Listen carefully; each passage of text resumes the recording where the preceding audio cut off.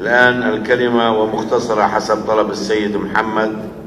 مرسل الشيخ عبد الرحمن رئيس مجلس الشعب جمهورية الصومال،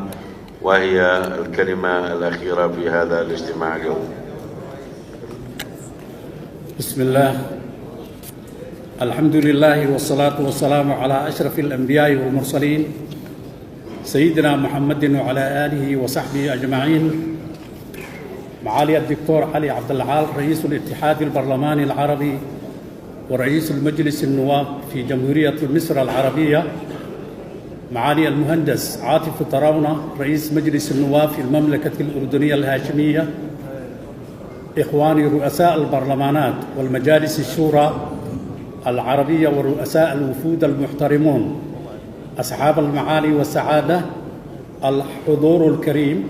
السلام عليكم ورحمة الله وبركاته.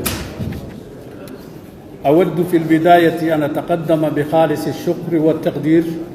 إلى المملكة الأردنية الهاشمية الشقيقة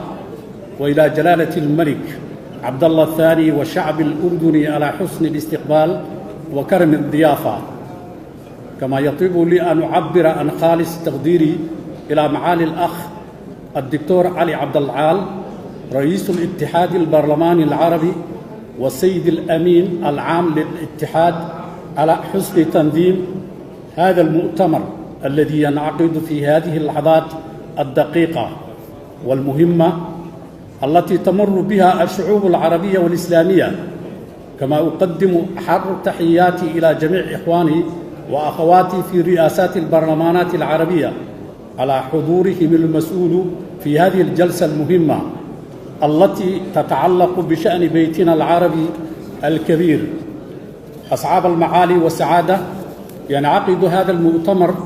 في ظل متغيرات إقليمية ودولية متصارعة وأوضاع وظروف سياسية واقتصادية واجتماعية وثقافية بالغ الدقة والحساسية،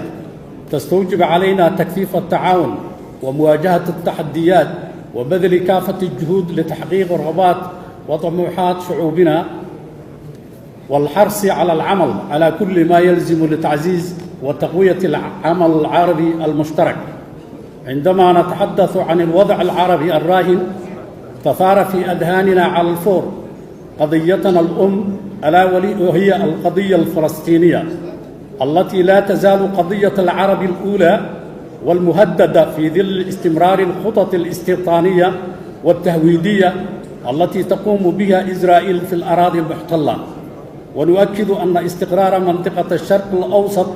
لا يمكن تحقيقه إلا بإقامة الدولة الفلسطينية وعاصمتها القدس الشريف. السيدات والسادة، إن جمهورية الصومال كغيرها من الدول العربية عانت من الإرهاب منذ عقود من الزمن، وشهدت أحداثاً إرهابية عديدة، وكان آخرها التفجيرات الانتحارية الدامية التي ضربت مناطق متفرقة في وسط العاصمة مقدشو قبل يومين، وأشدها هو التفجير الذي استهدف منطقة شعبية مكتظة بالمتسوقين، حيث لقي حتفه أكثر من 40 شخص، وعدد الجرحى يفوق 80 جريحاً، ولا زالت فرق الإنقاذ تنتشر من تحت الأنقاض ضحايا عالقين فيها. وقد اتسعت دائرة استهداف الإرهابيين لتشمل المدنيين الأبرياء، فأصبح يستهدف المرأة والطفل والشيوخ والمساجد والأسواق، وخلقت شهداء من القوات المسلحة ومن رجال الشرطة الذين قدموا الغالي والنفيس وبذلوا أرواحهم ثمناً للأمن والاستقرار الذي ينعم به الصومال والمنطقة. فإن خطر التطرف والإرهاب وهو من أهم الأخطار التي تواجهه أمتنا اليوم، خاصة أنه قد مدد وأنه علاوة على ما له من أبعاد أمنية وعسكرية، فإن الأمر يحتاج إلى مواجهة تستدعي على درجة عالية من حسن تشخيص واختيار الأساليب، وبناء مقاربة تقوم على أساس المعالجة الفكرية والثقافية والفقهية، ولا يستبعد التصدي للظاهرة أيضاً بالأدوات السياسية والأمنية التي تصون وتحمي الاستقرار والسلم الاجتماعي لدولنا وشعوبنا. وختاماً أدعو الله أن يوفقنا في مداولاتنا وتشاورنا الأخوي والإيجابي بالتوصل لقرارات عملية تدفع بالتكامل العربي إلى الأمام وتؤكد وحدة الكلمة والتضامن لمواجهة التحديات الجسام التي تواجهنا. وفقكم الله وسدد على طريق الخير خطاكم، والسلام عليكم ورحمة الله وبركاته.